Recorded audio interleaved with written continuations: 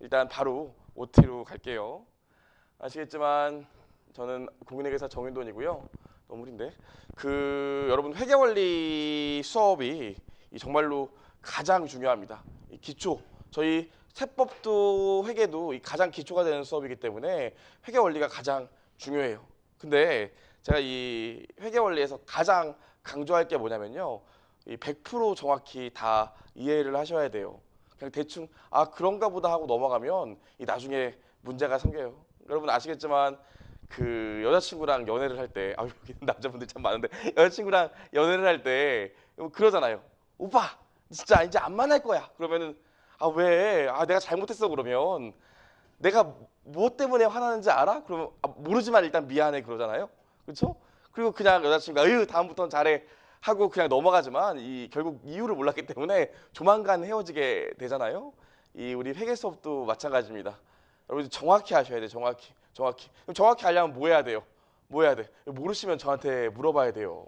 제일 중요해요. 그럼 뭐하러 실강을 오겠습니까? 그래서 실강 오신 분들은 쉬는 시간에 물어보시면 되고요. 물론 수업 중에 손 드는 건 제가 놀래서 안 되지만 이 수업 끝나고 쉬는 시간이나 끝나고 저희 강사실에 찾아오시면 제가 항상 웃는 얼굴로 답변해 드릴 테니까요. 찾아오시고요. 그런 거 말고도 온라인 들으시는 분 같은 경우에는 저희 학원에 이 홈페이지 보면 제 이름을 딱 치면요. 제가 나오면서 여기 상담하기라고 있어요. 상담하기. 이걸 누르시면 글을 쓰시면 저한테 문자가 오기 때문에 제가 웬간하면 12시간 안에 해드리는데 저는 학원까지 왔는데 동영상까지 듣는데 12시간 기다릴 거면 내가 자꾸 말지 이럴까 봐요. 여기 제 번호가 있어요. 제가 총각 때는 안 가르쳐 드렸는데 이제 아이가 둘 이상 됐기 때문에 전혀 지장 없어요.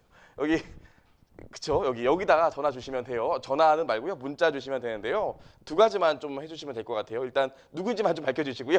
그다음에 두 번째로는 그냥 아무 이유 없이 네 교재 38페이지 두 번째 줄 내용을 몰라 이러면 저도 몰라요. 내가 그걸 어떻게 다 외워? 그렇죠? 그러니까 여러분 같은 경우에는 사진을 찍어서 보내주시는 경우가 가장 깔끔해요. 아시겠죠? 카톡을 하셔도 되고요. 이렇게 진행을 하면 되니까 반드시 모르시는 게 있으면 물어보셔야 돼요. 그게 제일 중요해요. 실제로 저희 객관식 반도 해보고 지금 옆에 스파르타 반도 그렇고 유해 반도 해보지만 문제가 되는 게 뭐냐면 그때까지 유해생이 될 때까지도 정확히 모르는 개념들이 되게 많아요. 아시겠죠? 반드시 물어보셔야 돼요. 좋습니다. 이거 말씀드리고 싶었고요. 두 번째로 저희 이 교재를 좀 얘기해야 되는데 교재요.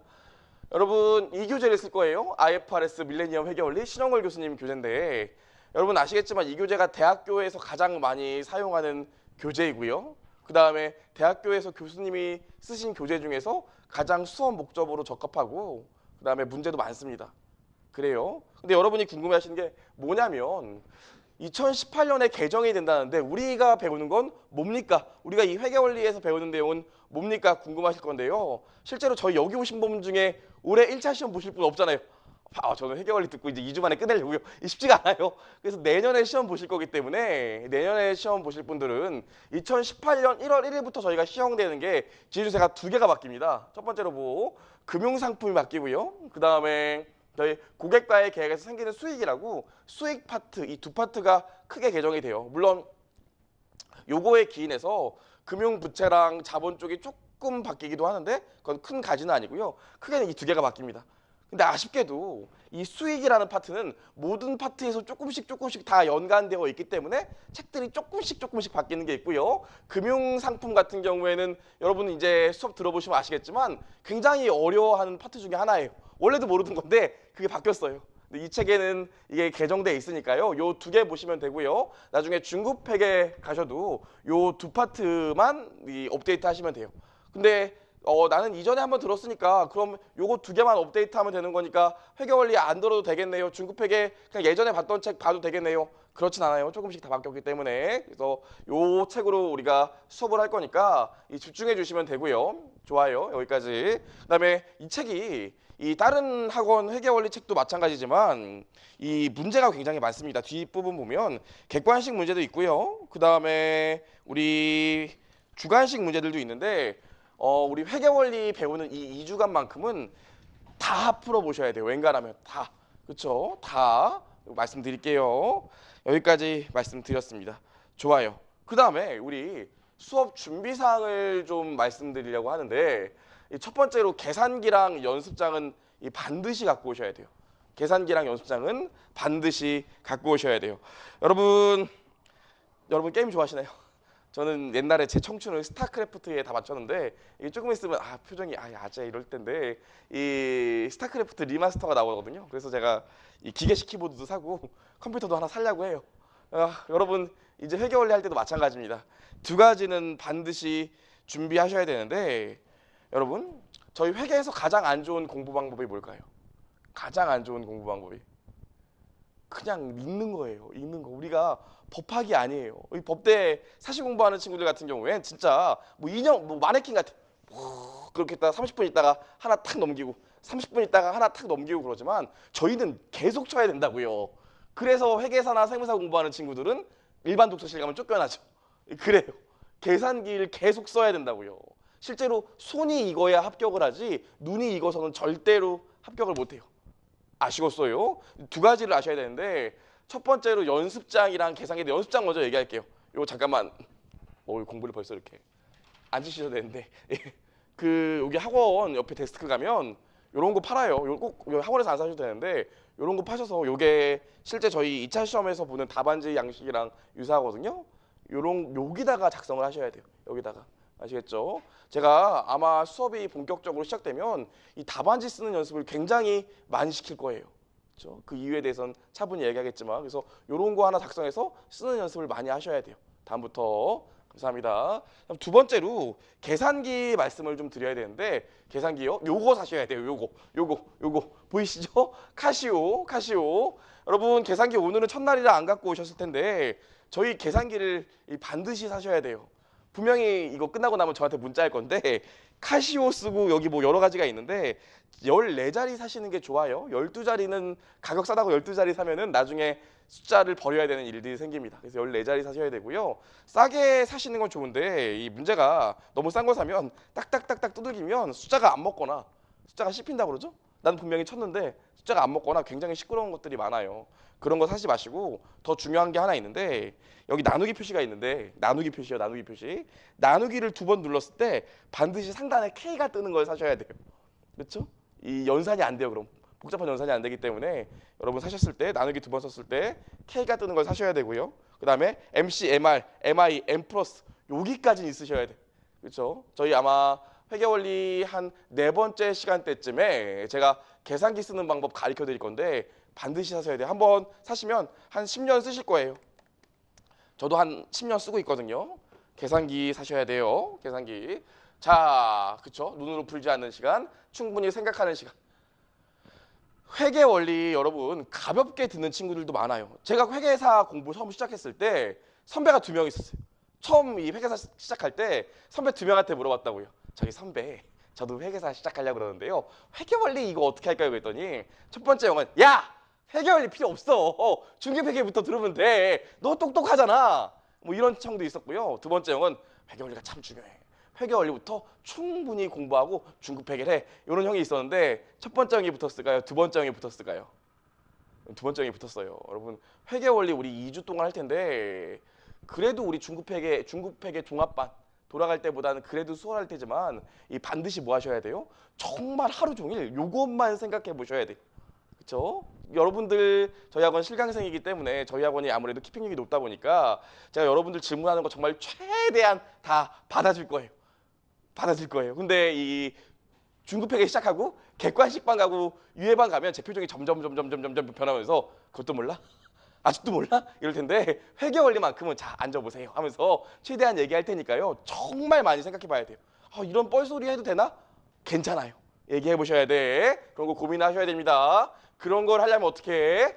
계산기랑 연습장은 반드시 갖고 다니셔야 돼요. 좋습니다. 우리 여기까지 말씀드렸고요. 공부 방법 얘기를 좀 해보려고 합니다. 공부 방법이요. 일단 수업은 아이고 우리 이거 교실 바꿔야겠다. 화면 너무 연하네. 일단 공부 방법은요. 쓸 게 좀 많아요. 문제 볼 것도 많고요. 그래서 제가 기본적으로 저희 교재에 있는 내용들, 표 같은 거는 여기 화면에 띄울 거고요. 문제도 화면에 띄우고 같이 볼 거예요. 하지만 기본적으로 제가 필기 같은 건 칠판에 할 거기 때문에 여러분들 뭐 간단히 노트 필기 할 수 있는 것들은 갖고 다니시는 게 좋을 수도 있어요. 물론 중급회계 가면 저도 스터디 가이드라고 요약서랑 필기 노트가 있기 때문에 별도로 필기할 필요는 없지만 회계원리는 한번 써보시는 게 좋습니다. 그 다음에 저희 일단 이론 수업을 한 다음에 교재 밑줄로 다시 한번 정리하고요. 예제 풀고 연습 문제에서 일부만 풀 거예요.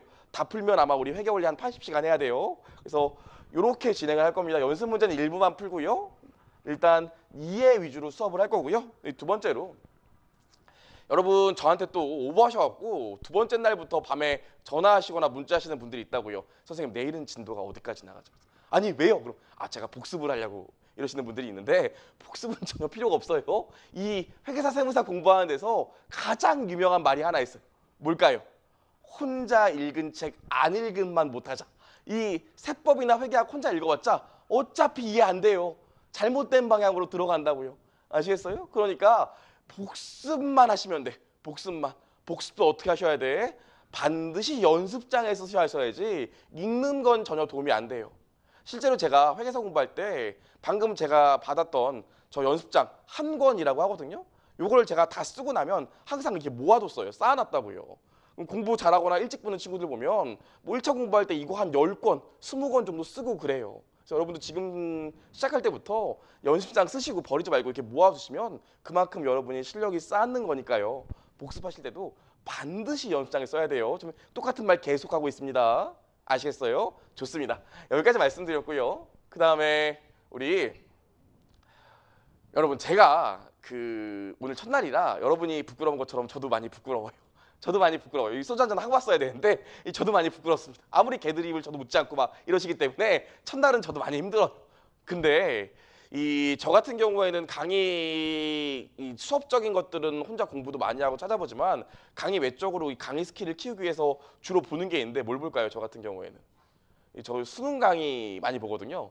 수능 강사들 많이 봐요. 많이 보는데 제가 많이 보는 분들이 있어요. 삽자루나 이 정승재? 이분 거 많이 보는데 이 정승재 선생님이 했던 말 중에 진짜 와닿는 말이 하나 있었어요.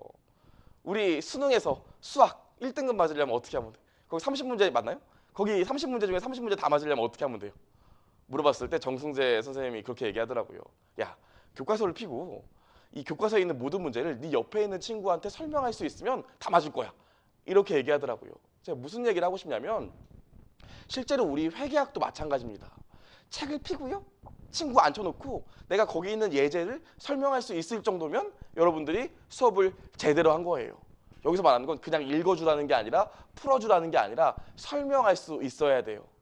제가 말씀드리고 싶은 게 뭐냐면 반드시 이해를 먼저 하셔야 돼요. 아시겠죠? 여러분? 제가 중급 회계 같은 경우에도 회계원리 같은 경우에도 다른 분보다 설명을 좀 많이 하고 수업이 조금 길어지는 경우가 있어요. 걱정하지 마세요. 제 시간에 끝나고요. 보강을 좀 해요. 그죠? 좀 길어지는 경우가 있는데 그럼에도 불구하고 그렇게 하는 이유가 절대로 외워서는 우리가 시험장에서 답을 맞출 수가 없어요. 그렇죠? 실제로 제가 저번 주에 전국 모의고사도 냈는데 욕 많이 먹었다고요. 뭐 이렇게 어렵게 내? 이 새끼 밖에 수강생들한테 욕을 많이 먹었는데 하나도 무섭지 않았어요. 왜냐면 어렵지 않았거든요. 그렇죠? 정확히 이해를 못하고 있으니까 조금만 바꿔도 다 틀린다고요.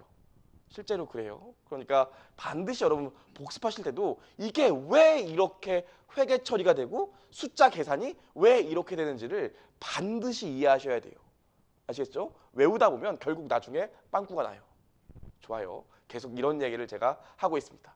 공부 방법까지 말씀드렸고요. 당부의 말씀 3가지만 할게요. 이런 거 하는 거 별로 안 좋아하는데 이 당부의 말씀 몇 가지만 해볼게요. 몇 가지만.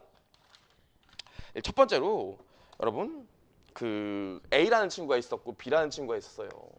A라는 친구가 있었고 B라는 친구가 있었는데 이 A라는 친구가 이런 건 쓸 필요 없겠죠? A라는 친구가 거의 진짜 회계원리부터 시작해서 1년 1.2년 만에 합격한 친구가 있었어요. 제 90만 옆자리였거든요. 저랑 동갑인데 회계원리도 분명히 나랑 같이 본 것 같았는데 이 동차로 딱 붙었다고요. 근데 제 90만 옆자리였는데 이 친구의 특징이 뭐였냐면 제가 제대하고 6개월 만에 붙었어요. 제가 캡스 나왔는데 제대하고 유럽 여행 갔다 오고 복학하고 나서 딱 6개월 만에 1차를 붙었는데 그럼 저도 열심히 했겠죠. 저도 90만에 한 2시까지는 있었다고요. 2시까지는. 근데 얘가 집에 안 가.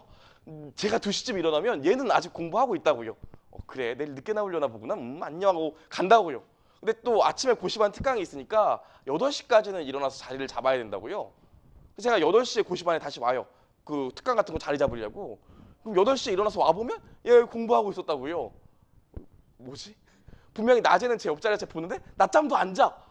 근데 있다고요. 신기했어요. 도대체 얘는 뭘까 신기했어요. 나중에 2차 시험 직전에 학교 고시반 말고 독서실에서 커피 마시다 한번 만나갖고 제가 물어봤어요. 내가 진짜 미안한데 너랑 그렇게 친하지도 않은데 궁금해서 그래. 너 그때 하루에 몇 시간 잤니? 물어봤어요. 그랬더니 그 친구가 나 그때 피똥 쌌어. 나 그때 하루에 3시간 잤어 이러더라고요. 제 마음속으로 이 친구를 놓아주기로 했죠. 3시간 잤다고 하더라고요. 이 친구가 진짜 간지났던 게 뭐냐면 1차 시험 보고 나서 채점을 안 했어. 채점 뭐하러 해? 붙었을 텐데. 채점 안 했다고요. 그거 붙었죠. 1차 정도는 뭐 채점 뭐하러 하니? 이러더라고요. 제가 깜짝 놀랐어요. 이런 친구가 있었고요. 한 명은 뭐가 있냐면 머리가 좋았어요. 제가 봐도 이 친구 선생님들이 설명하는 아주 어려운 내용들 들으면 다 알아. 이거 아니야? 그거더라고. 머리가 굉장히 좋았다고 아주 스마트했어요. 스마트는요 한글로 쓸게요. 스마트했다고요. 머리가 굉장히 좋았어요. 1차 시험을 얘도 굉장히 일찍 붙었다고요. 굉장히 일찍 붙었어. 근데 얘가 머리가 좋으니까 노력을 별로 안 해요. 뭐 다 알겠는데 나는 이러더라고요. 그러더니 이 친구가 정확히 6년 공부해요. 정확히 6년 공부한다고요. 회계 원리부터 2차 시험 합격까지 정확히 6년 공부해요. 대충 느낌 오겠지만 저예요. 저라고요. 제가 드리고 싶은 말씀이 뭐냐면 저희는 1년에 한 번 보는 시험이기 때문에 한 번 떨어지면 1년이 또 훅 가요. 여러분도 아시겠지만. 그리고 우리 나이대가 그렇게 어린 나이대가 아니잖아요. 되게 중요한 나이대잖아요. 그래서 1년에 한 번 보는 시험이 매력이 있어요. 회계 원리니까 이런 얘기를 좀 하고요. 우리 서로 좀 합을 맞춰야 되니까 이런 얘기를 하는데 1년에 한 번 공부하는 시험 매력이 있어요. 2가지 매력이 있습니다. 첫 번째 뭐예요? 붙으면 일단 확실히 뭔가 달라져. 뭐 일반 기업들 취업하는 거랑은 레벨류가 틀리게 붙으면 정말 뭐가 좀 달라져요. 주위에서 보는 것도 달라지고요. 실제로 좀 달라져요.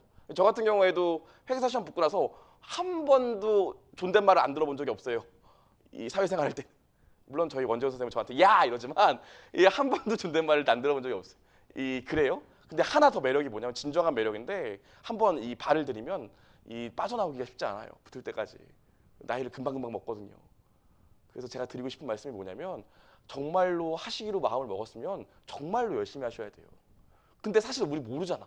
우리 하고 싶은 욕심만 있지 내가 정말로 열심히 할까? 할 것 같으니까 등록을 했는데 잘 모르시잖아요. 뭘로 판가름하시면 돼? 결석하면 마음이 없는 거예요.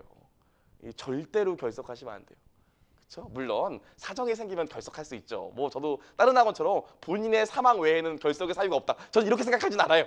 이유가 있죠. 여자친구 헤어지자면 가야지. 어떻게 갔다 와야죠. 하지만 회계원리랑 중급회계 3까지는 안 돼요. 만약에 여자친구 헤어지자고 그러면 자기 미안한데 내가 지금 이제 회계원리야. 중급회계 3까지는 결석하면 안 되는데 미안하고 딱 끊어주셔야 돼요. 아시겠죠? 아유 개드립이 안 통하는데. 그래요. 그래서 여러분 반드시 결석하시면 안 돼요.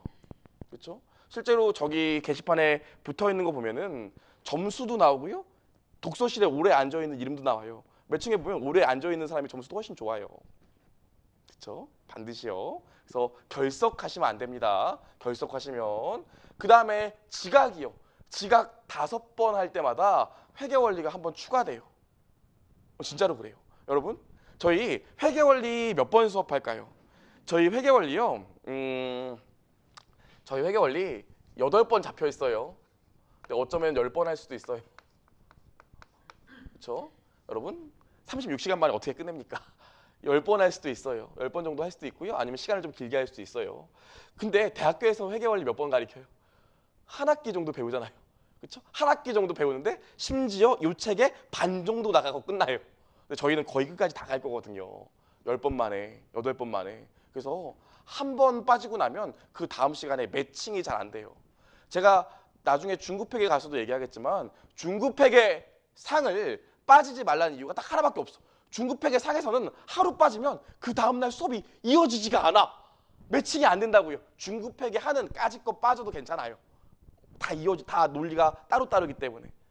아시겠어요? 빠지시면 안 되고요. 이렇게 설명하면 될 것 같아요. 제가 오늘부터 회계원리 인투 이제 OT가 끝나면 시작한다고요. 회계는 무엇인가부터 시작한다고요. 그럼 여러분들의 불같은 열의가 점점 사라들어. 뭐야? 쉽잖아. 오늘은 오지 말거 이런 생각이 든다고요. 이 회계 수업의 매력을 가르쳐 드릴게요. 중학교 수학이랑 똑같아요. 고등학교 수학이랑 똑같아요. 첫날에 선생님이 얘들 안녕 하면서 2 더하기 1을 가르쳐요. 뭐라고 그래? 쉽네 이런다고요. 그러면서 이제 멍을 때리기 시작해요. 거기서 이제 그 다음날 곱하기 3을 가르치죠. 여기까지도 쉽다고요. 그래서 그 다음날 쉬어요. 그 다음 날도 쉬어. 그러면 진도가 어디까지 나와 있냐면 나누기 5 여기까지 나와 있다고요. 며칠 빠졌더니 나누기가 뭐지? 이런 생각이 나누기가 뭐지? 아니 근데도 할 수 있을 것 같아 하고 또 며칠 쉰다고요. 그러다가 마지막에 이제 다시 공부를 해야지 마음 먹고 수업에 들어오게 보면 사실 어디까지 가 있어요? 더하기 로그 3 뭐 이렇게 돼 있다고요. 그래서 이 내 길이 아니구나 다른 거 해야겠네 이렇게 가게 돼요. 아시겠어요? 그래서 수업의 연관성이 굉장히 높은 학문이고요. 여러분 나중에 가시면 아시겠지만 회계는 그래도 재밌어. 왜? 논리가 이어지니까. 근데 세법은 재미가 없을 거예요. 논리가 없어. 우리나라 세법은 논리가 없다고요. 재미가 없어요. 그러니까 반드시 결속하시면 안 돼요. 여러분들 회계원리 첫날, 둘째 날은 여기까지 나간다고요. 그러다 어느 순간 여기 가 있어요. 그래서 빠지시면 안 돼요. 그렇죠? 그리고 혹시 빠지시면 제가 동영상 열어드릴 수 있으니까요. 뭐 열려 있는지도 모르겠고 종합반 학생들은 반드시 저한테 연락해서 왜 빠졌는지 말씀하시고, 그죠? 그다음에 동영상 열어달라고 하면 제가 열어드릴게요. 혹시 이런 생각 안 들어보세요? 다른 학원도 마찬가지인데 내가 이거 얘한테 열어달라고 그랬는데 열고 나서 바빠서 또 못 봤어. 내가 이걸 알까? 이런 거 궁금하잖아요. 안 궁금해요? 내가 빠졌어. 그래서 열어달라고 그랬다. 선생님 좀 열어주세요. 그래서 내가 열어줬어. 근데 내가 또 바빠서 못 들었어. 이 새끼 이거 내가 열어달라고 했는데 안 듣는 거 아는 거 아니야? 이러면서 또 이게 뭐 그런다고요. 몰라요. 모르니까 그냥 빠지시면 열어달라고 하고 꼭 보세요. 제가 여러분 연고까지만 확인하지 여러분이 수강했는지는 모릅니다. 좋아요. 여기까지 쓸데없는 얘기 했고요. 이 세 번째로 답안지 얘기는 계속하고 있는 거고 이 두 가지가 가장 중요합니다. 절대로 빠지시면 안 돼요. 아마 아까 제가 제 수험 기간 말씀드렸지만 이 수업하면서 이 수험 기간 동안 재밌던 얘기들 또 가슴 아팠던 얘기들 많이 할 건데 그런 거 보면서 재밌었겠네. 나도 한번 그 길을 이런 생각을 하지 마시고요. 하지 마시고 빨리 끝내셔야 됩니다. 빨리. 제일 중요해요. 좋아요. 우리 여기까지 말씀드렸고 마지막으로 자만하지 않기 충분히 생각하는 시간 갖게요. 제가 제일 안타까운 게 뭐냐면 수험생들 중에서 가장 위험한 친구들이 뭐냐면 어디서 한번 듣고 온 친구들. 이 친구들이 제일 위험해요. 저도 옛날에 그랬거든요. 어디서 한번 듣고 왔다고. 어디서 한번 듣고 와서 어렴풋이 아는 걸 지금 수업 시간에 막 대입시켜요. 근데 어렴풋이 알았잖아. 그러니까 자꾸 막 상충되기도 하고요. 어렴풋이 알았는데 또 들어보니까 또 어렴풋이 알 것 같아. 그래서 나는 역시 막 이런 생각 드시는데 오래 가지 못해요. 그렇죠? 그러니까 절대로 자만하시면 안 돼요. 아시겠죠? 어느 순간 훅 어려워지는 게 저희 시험의 매력 중에 하나예요. 아시겠죠? 좋아요. 우리 여기까지 당부의 말씀 드렸고요.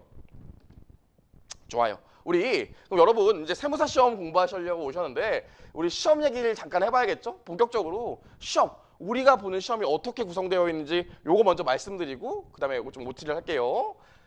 자, 일단 공인회계사 시험 같은 경우에 여러분 아시겠지만 1차가 2월 달에 있고요. 2차가 6월 달에 있습니다.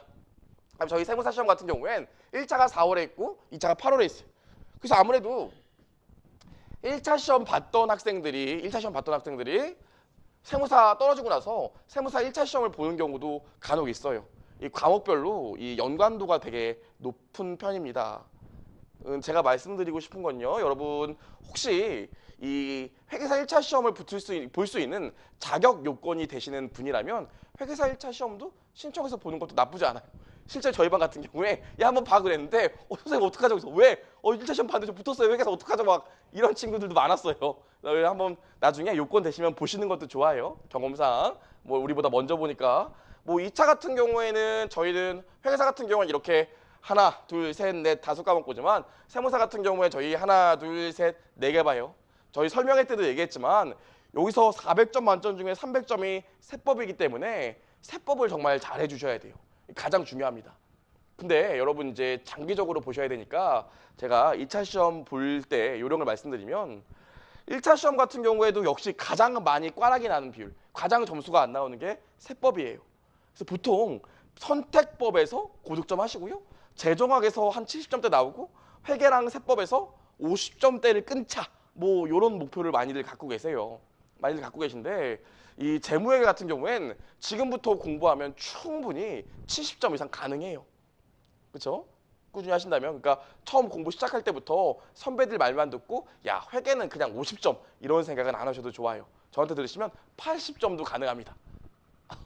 그럴 수도 있어요. 여기까지 말씀드렸고요. 자, 제가 왜 이 얘기를 하냐면 제가 1차 때 다른 학원보다 재무회계를 좀 빡시게 가리키는 편이에요. 스터디할 때도 이 점수가 상위권에 들어가시는 분들은 중급회계 기본 강의하면서 제가 2차 책에 있는 문제도 편집해서 풀리곤 해요. 굉장히 좀 1차 때 빡시게 나가거든요. 이유가 뭐냐면 2차 때문이에요. 저희 시험이 4월 달에 1차 시험을 보고 나면 8월 달에 2차 시험을 보는데 이 4월 달에 1차 시험 보고 나면 내가 합격 사실을 언제 알 수 있어요? 언제? 시험 본 날 알 수 있어요. 채점하기 때문에 본날 합격 사실을 알 수 있어요. 그 보통 시험 보고 나서 한 이틀 있다 바로 2차 공부를 시작한다고요. 보통 바로 2차 공부를 시작하는데 이 문제가 뭐냐면 세법학 1, 2를 처음 배워요. 이게 세법학에 대한 약술 얘기인데 여러분들이 거의 모르는 상태에서 1차 공부를 하다가 이 아이들을 보기 때문에 남은 기간 동안 이거 공부하기도 굉장히 빡세요. 그래서 실제로 동차하는 친구들 보면 이 세법학 1, 2의 점수가 한 50점 정도 나옵니다. 그 이상은 안 나와요. 불가능해요. 보통 그렇다고요. 근데 문제가 뭐냐면 대부분 2차는 어디서 꽈락이 날까요? 어디서? 회계학 2부, 세무회계에서 꽈락이 나요. 요거의 계산 문제인 회계학 2부에서 꽈락이 난다고요. 100명 중에 80명이 꽈락이 나요. 그래서 또 요것도 엄청 열심히 공부해야 돼. 그러다 보면 무슨 일이 생겨요? 이거 처음 보는 과목이야. 이거 엄청 열심히 해야 돼. 이건 뭐 하다 보니까 회계를 거의 못한다고요. 재무회계나 원가회계를 못하는 경우가 많아요. 근데 실제로 저희 시험 합격하려면 얘 50점, 얘 면과락 여기서 한 70점 이상 터져줘야 되거든요. 그래야 우리가 동차라는 걸 한번 해볼 수 있어요. 유예도 마찬가지지만. 근데 대부분의 학생들이 이거 50점까지는 막는데 요거 꽈락에서 문제가 생기고 얘는 아예 못 보는 경우가 동차 때 많이 생겨요. 아시겠어요? 그래서 사실 회계사 같은 경우엔 객관식 1차 시험의 재무회계가 2차 시험의 재무회계보다 훨씬 쉬워요. 회계사니까. 하지만 저희는 1차 시험 때 재무회계 수준에서 2차 시험의 재무회계 수준의 편차가 크지 않아요. 솔직히 말하면 거의 동일하기도 해요. 객관식이 주관식으로 바뀌는 거일 뿐. 그래서 이 우리 기본 강의 들을 때랑 1차 공부할 때만큼은 재무회계를 좀 빡시게 해놔야 우리가 동차 때 재무회계에 대한 부담을 많이 줄일 수 있어요. 실제로 저희도 다음 주에 이제 세무사 2차 시험 끝나면 동차반 개강하는데 그때 회계학만 몇 시간 배우는지 아세요? 이 다 합해서 거의 한 200시간, 240시간인가 배운다고요. 280시간인가? 근데 재무회계는 그때 40시간밖에 강의 안 할 거예요. 그러니까 지금 많이 해놓으셔야 그때 그런 게 가능합니다. 아시겠죠? 좋아요. 여기까지 말씀드렸고요. 진짜 하고 싶은 얘기가 있어요. 공인회계사 시험 같은 경우엔 토익 700점도 넘으셔야 되고 학점도 24학점을 이슈하셔야 되지만 저희 세무사 시험은 어떠죠? 토익만 넘으면 된다고요. 아무것도 아닌 것 같죠? 그쵸? 근데 매년 토익 때문에 열심히 1년 동안 공부하다가 매년 그냥 아예 시험을 못 보셔갖고 중간에 선생님 내년에 하겠습니다 하면서 가시는 분이 진짜 한 3명 이상은 돼요. 혹시 이 중에서 아직 영어 못 넘으신 분이 있다면 적어도 우리 올해 12월까지는 끝내셔야 돼요. 그럼 또 이런 얘기 하시는 분이 있다고요. 이런 얘기하면 선생님 얘기 정말 감명 깊었는데 제가 아직 토익 GTF 안 넘었거든요. 그럼 영어 먼저 하고 오겠습니다. 그래요. 그렇진 않아요. 하루에 1시간 정도만 꾸준히 해주시면 충분히 넘으실 수 있으세요. 아시겠죠? 괜히 오버해서 영어 학원까지 다니고 그러는 거 아니에요. 아시겠죠? 하지만 영어도 무시하시면 안 돼요. 영어 무시하시다가 시험 못 보는 분들이 참 많습니다. 좋아요. 우리 여기까지 말씀드려서 시험까지 얘기했고요. 회계학, 이제 회계학과 관련된 회계학 로드맵을 좀 말씀드려 볼게요. 첫 번째로 우리 오늘부터 회계 원리를 배울 겁니다. 회계 원리 배우고 나면 뭐 있나요? 중급회계가 있어요. 중급회계. 여기가 실제로 시험 범위예요. 중급회계가. 그렇죠? 재무회계라고도 하고요. 중급회계는 상과 하로 나누어지는데 상은 자산, 부채, 자본에 대한 재무상태표에 대한 얘기를 하고요. 뭐 수익에 대한 얘기도 하지만 하로 넘어가면 이제 별도의 특수회계들을 배우게 돼요. 다시 한번 말씀드리지만 중급회계 회계원리부터 중급회계 상까지는 거의 하나의 논리로 쭉 가고요. 오늘 알아야 내일 알고 내일 알아야 내일 모레 알 수 있기 때문에 절대로 빠지시면 안 돼요. 아시겠죠? 아, 나 어제 수업 안 들었는데 오늘 들어가도 될까? 솔직히 말씀드릴게요. 쉽지 않아요. 그렇죠? 그래서 혹시 오전에 수업을 못 듣게 되는 분이라면 반드시 오후까지는 저희 동영상 4시까지는 열리거든요. 아무리 늦어도 그날 수업한 게 4시까지는 동영상이 업로드가 돼요. 반드시 들으셔야 돼요. 아시겠죠? 이렇게 진행이 되고요. 그 다음에 고급 회계가 있습니다. 이 고급 회계는 기업의 합병, 연결, 기업 2개가 하나가 되는 회계 처리를 배우는 게 고급 회계예요. 우리 시험에 나올까 안 나올까? 솔직히 말씀드리면 2차 시험엔 안 나와요. 2차 시험 세무사분들은 고급 회계를 실무에서 쓸 일이 없기 때문에 2차 시험에서 여태까지 출제된 적도 없고요. 그 다음에 앞으로도 안 될 거예요. 그럼 또 이런 얘기 하실 거예요. 선생님, 지분법 회계라고 선배가 그러는데 지분법 회계라고 한번 출제된 적이 있다는데요. 에이, 저희 시험을 주관하는 것이 산업관리인력공단인데 산업관리인력공단에서는 지분법 회계를 중급 회계에 놓고 있어요. 그래서 시험에 출제가 된 거지 실제로 고급 회계로 놓고 출제한 게 아니었어요. 그럼 2차 시험은 고급 회계가 저희 안 나오는데 세무사 같은 경우엔 1차 시험은 어떻게 됩니까? 매년 한 문제에서 2문제 정도 나와요. 와, 한 문제에서 2문제 나오니까 빡시게 해야 되겠네요. 선생님, 빡시게. 그럴 필요 전혀 없고요. 저희가 중급 회계 끝나고 나면 객관식 때 세무사용으로 4시간 제가 강의를 해요. 실제로 이번 스파르타 반 때도 객관식 반 때도 제가 강의를 하거든요. 그거만 들으면 1차 때 우리 세무사 1차 때 고급 회계는 전혀 문제가 없어요. 그러니까 별도로 혼자 공부하실 필요는 없고요. 이번 종합반 때는 중급 회계만 120시간 할 거예요. 아시겠죠? 자, 여기까지 말씀드렸고요. 그 다음에 정부 회계라는 게 있는데 정부 회계는 저희 시험 범위가 아닙니다. 실제로 저희는 어디까지만 배울 거예요? 여기까지만 배울 거예요. 여기까지만. 실제로 회계 원리 배우고 중급 회계 배우고 고급 회계는 객관식 때 특강으로 4시간만 들으시면 됩니다. 좋아요. 우리 여기까지 해서 회계학 로드맵까지 봤고요. 이제 본격적으로 우리 수업을 나갈 건데 나가기 전에 교재 구성을 좀 보겠습니다. 저희 1단계로 보면 1장부터 5장까지가 회계의 정의, 복식부기의 원리, 재무제표 작성법을 배우고요. 2단계로 6장부터 16장까지 각 계정별 회계 처리를 배울 거예요. 그냥 마지막으로 3단계로 17, 18장의 재무제표 작성과 분석인데요. 저희 이 17장, 18장은 배우지 않아요. 모든 학원이 이 17장과 18장을 가리키지 않아요. 저희 시험 범위도 아니고요. 나오지도 잘 않아요. 그래서 17장과 18장은 수업하지 않을 거고요. 저희 1장부터 16장까지 배울 건데 하나만 물어볼게요. 우리 이제 지금 수업할 건데 이 1단계, 2단계, 3단계 중에서 어디가 제일 중요한 것 같아요? 어디가? 어떤 장이 가장 중요한 것 같아요? 네? 그쵸, 맞아요. 좋아요. 1단계가 가장 중요해요. 1단계가 우리 아마 오늘은 그래도 난데 내일 모레 조금 힘들 수도 있어요. 근데 내일이랑 내일 모레가 여러분이 세무사가 되고 안 되고를 판가름하는 가장 중요한 시점입니다. 아시겠죠? 이렇게 진행을 할 거고요. 좋아요. 우리 그럼 이제 본격적으로 수업을 시작해 보려고 해요. 지우고 얘기해 볼게요.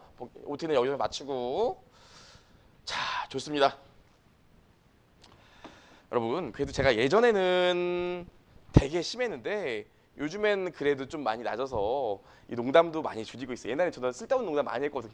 그럼에도 불구하고 좀 농담도 많이 하고 재밌는 얘기도 많이 하는데 이 합이 맞아야 돼요. 웃기면 그냥 무시셔도 됩니다. 근데 막 이런 분들이 있어요.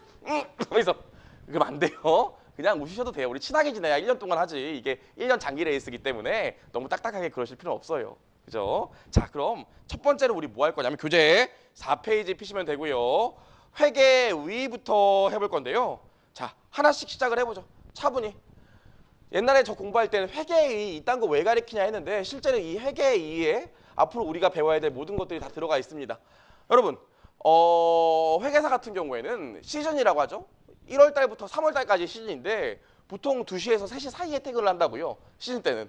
그럼 3시쯤 퇴근해서 회사에 나오면 이 택시들이 쫙 있다고요.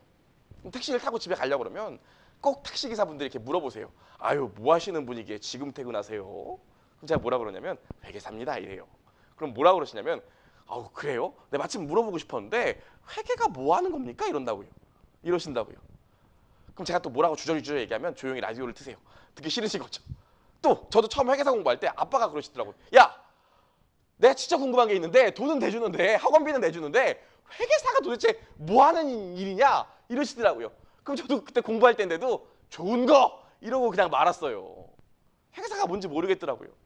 그 다음에 여러분 또 고민하는 거 있잖아. 제가 설명할 때도 얘기했지만 알파고가 생겼어요. 알파고가 바둑을 두잖아요. 알파고가 하루에 천년 동안 바둑을 둔 거랑 똑같은 효과라는 알파고가 생기면 우리 회계사나 세무사는 없어질까요? 안 없어질까요?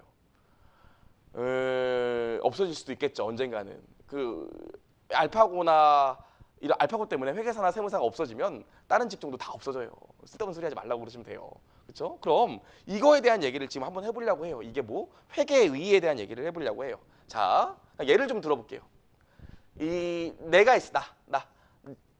있었는데 여러분 꿈이 뭐였어요? 저는 옛날에 뮤지컬 배우가 되고 싶었다고요. 근데 뭐 너무 못생기고 너무 뚱뚱하고 너무 키가 작아서 노래도 못하고 그래서 뮤지컬 배우는 안 됐습니다. 자, 제가 뮤지컬 배우였어. 근데 여기 저한테 여자친구가 있었다고요. 여자친구. 가수 말고요. 진짜 여자친구가 있었어요. 여자친구가 있었는데 둘이 무척 애정했죠. 근데 제가 뮤지컬 배우라 돈이 없어. 줄 수 있는 게 정말 이 노래밖에 없어. 이런 상황이었어요. 이런 상황인데 여자친구가 고민이 들어간 거예요. 고민이. 내가 얘를 너무 사랑하는데 결혼을 할 수 있을까? 없을까? 내가 결혼을 해야 될까? 말아야 될까?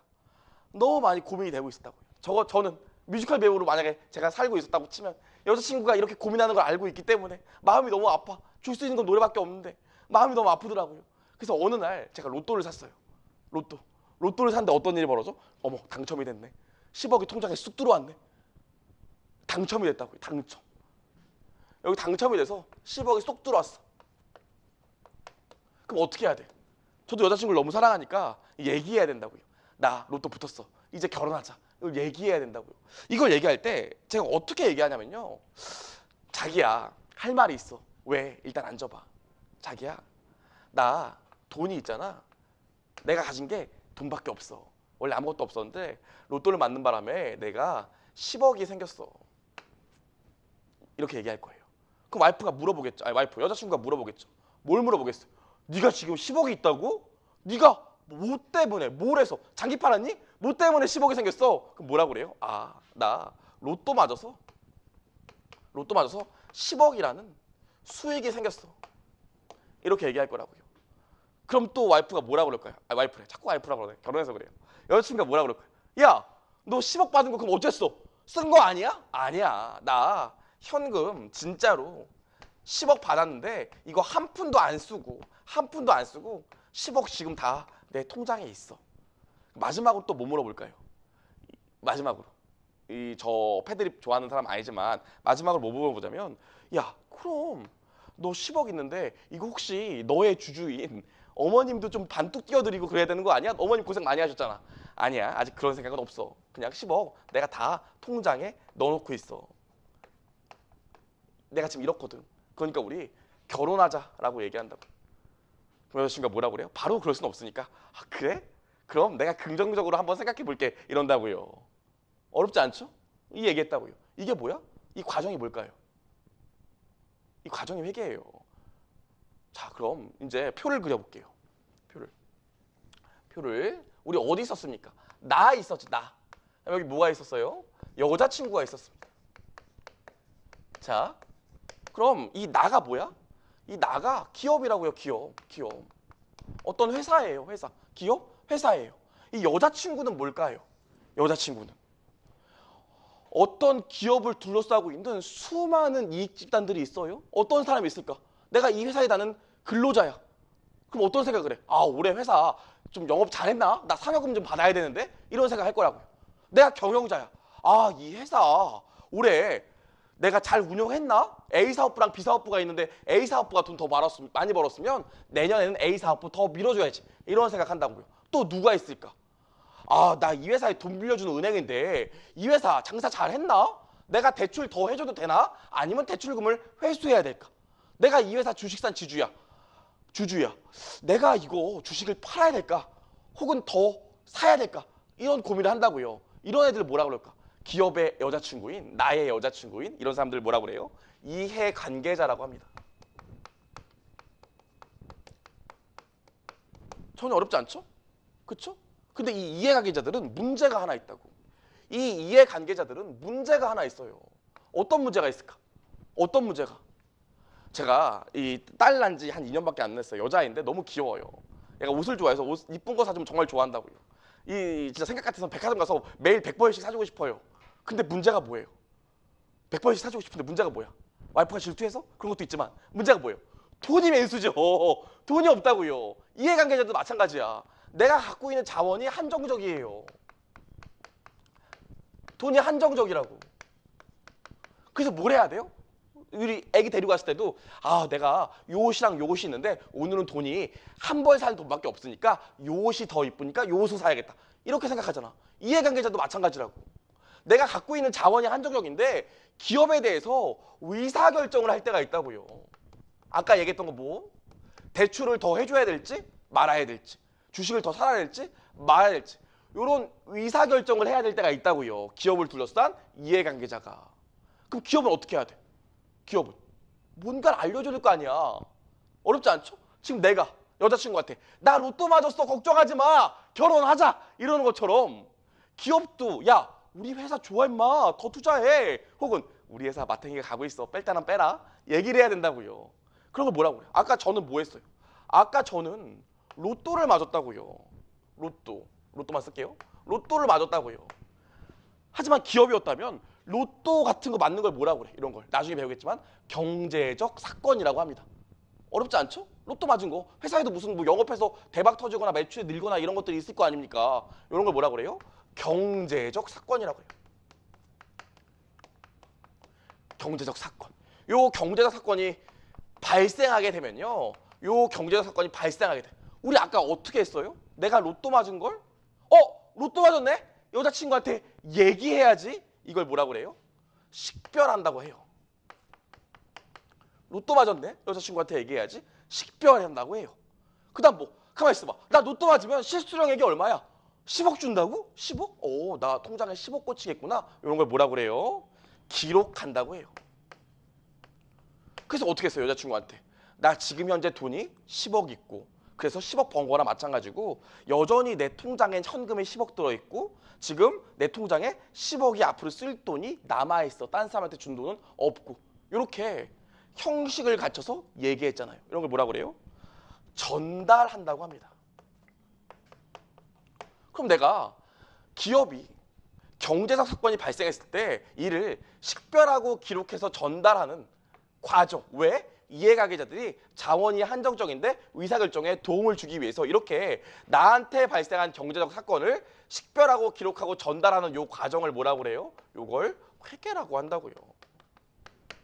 전혀 어렵지 않죠? 그럼 우리가 앞으로 뭘 배워? 식별하고 측정하고 전달하는 과정을 배울 거예요. 그래서 여러분 이 나중에 요 식별이라는 단어가 뭘로 바뀌냐면요. 요 식별이라는 단어가 인식이라는 단어로 바뀌어요. 그래서 우리가 모든 개정 과목을 배울 때 제일 첫 번째로 배우는 게 뭐야? 인식 기준이라는 걸 배운다고요. 인식이라는 게 뭘까? 이 식별이라는 게 뭘까? 내가 로또 10억 맞은 거 여자친구한테 얘기해도 돼. 결혼을 고민하는 여자친구한테 얘기해도 된다고요. 근데 길 가다가 1,000원 주셨어. 얘기하면 창피하다고요. 그렇죠? 그런 것들을 요 인식 기준에서 우리가 배우게 돼요. 나중에. 그 다음에 기록을 우리가 나중에 뭐라고 그럴 거냐면요. 기록을 측정이라고 할 거예요. 측정. 내가 이걸 얼마의 금액으로 얘기할 건지를 얘기할 거라고요. 어렵지 않죠? 자, 그다음 마지막으로 뭐? 전달을 뭐라고 그래? 보고라고 합니다. 보고. 여자친구한테 어떻게 보고할 건지. 지금 제가 웃으면서 얘기했지만 사실 이게 지금 현재 나의 재무상태표를 가리키는 재무상태표 BS 나중에 배울 거예요. 이게 나의 일정 시점 기간 동안의 경영성과를 나타내는 일정 기간 동안의 경영성과를 나타내는 포괄손익계산서. 내가 현금 10억 들어오고 나간 돈 없어. 이걸 뭐라고 그래? 현금 흐름표. 엄마한테 준 돈은 없고 지금 내 통장에 여전히 10억이 있어. 이걸 뭐라고 그래? 자본 변동표라고 해요. 자본 변동표. 요 4개를 묶어서 우리가 뭐라고 그러냐면 나중에 자세히 배울 겁니다. 파이낸셜 스테이트먼트, 재무제표라고 한다고요. 줄여서 FS라고 할게요. 어렵지 않죠? 그럼 우리가 말하는 회계가 뭐냐면 어떤 기업에서 경제적 사건이 발생하면 각 사건들을 인식하고 측정해. 요거 얘기해야 되겠는데? 요거 얼만데? 그리고 전달한다고요. 다른 말로 보고한다고. 뭘 통해서 보고할까? 지금 제가 보여드렸잖아요. 재무제표를 통해 보고한다고요. 요 과정을 회계라고 해요. 그래서 아무것도 아닌 것 같지만 요 단어가 의미하는 게 굉장히 중요합니다. 그래서 제가 앞으로 회계원리 수업을 하면 여러분들한테 여러분 재무상태표에는 어떤 모양으로 기록되나요? 포괄손익계산서에는 어떤 모양으로 기록되나요? 이런 얘기를 되게 많이 할 거라고요. 왜? 실제로 우리 회계, 시험에 나오는 회계라는 건 뭐? 어떤 사항에 대해서 기록할지를 정하고 얼마를 기록할 건지를 정한 다음에 그걸 어느 재무제표에 보고할 건지를 계속 물어볼 거거든요. 어렵지 않죠? 여기까지 얘기했습니다. 그럼 우리 여기까지 좀 정리를 했는데 몇 가지만 좀 얘기를 해볼게요. 몇 가지를. 그럼 여러분 이런 얘기 못 들어보셨어요? 저 옛날에 회계사 되고 나서 잠깐 만나던 여자친구가 있었는데 그 여자친구의 아버지가 그 여자친구를 매우 아끼셨어요. 정말 매우 아끼셨다고요. 이제야 저도 딸을 낳아보니까 그 마음이 이해가 되는데 매우 아끼셨더라고요. 저한테 그 여자친구한테 그랬다는 거예요. 야, 그 남자애 뭐해 그거? 그거 뭐 학교 어디야? 어디라고? 너 걔 학교 가봤어? 그 걔 학교 다니는 거 맞아? 뭐 이런 것도 물어보고 그런 분이었어요. 근데 직업이 뭐야 그랬더니 회계사 이랬다는 거예요. 그때 그분이 야, 그 회계사 그거 뭐 북이나 하는 애들이 걔네들 뭘 알아 걔네들이 뭐 이런 얘기를 하셨다고 하시더라고요. 아주 좋은 지적을 하셨죠. 여러분 북이랑 회계의 차이가 뭘까요? 요걸 알면 알파고가 들어와도 우리 회계사 세무사가 아직 버틸 수 있는지 버틸 수 없는지를 얘기할 수 있어요. 부기는 뭡니까? 부기는 단순 장부 기록이에요. 그냥 우리 가계부 쓰는 걸 부기라고 해요. 어렵지 않죠. 그 회계는 어떤 차이가 있을까? 선생님 제가 볼 땐 기록이 맞는 것 같은데 우리 회계는요. 기록하는 게 아니야. 경제적 사건을 이걸 내가 보고할 건지를 식별한 다음에 측정해서 전달하는 즉 뭐? 일련의 정보를 제공하는 걸 회고라고 합니다. 회계라고 합니다. 아시겠어요? 그래서 단순 기록과는 달라요. 정보를 제공한다고요. 그래서 우리 나중에 배우겠지만 아마 내일쯤 배우겠죠? 내일 모레쯤? 우리 회계는요. 중요성이라는 개념도 굉장히 많다고요. 이 부기는 단순 기록해. 그럼 내가 삼성전자 직원이야. 근데 오늘 과장님이 밥 먹는다고 5,000원만 회사 경비로 하자. 그래서 5,000원 드리고 기록했어요. 그쵸? 부기라고요. 근데 회계는 중요성이라는 개념이 있어요.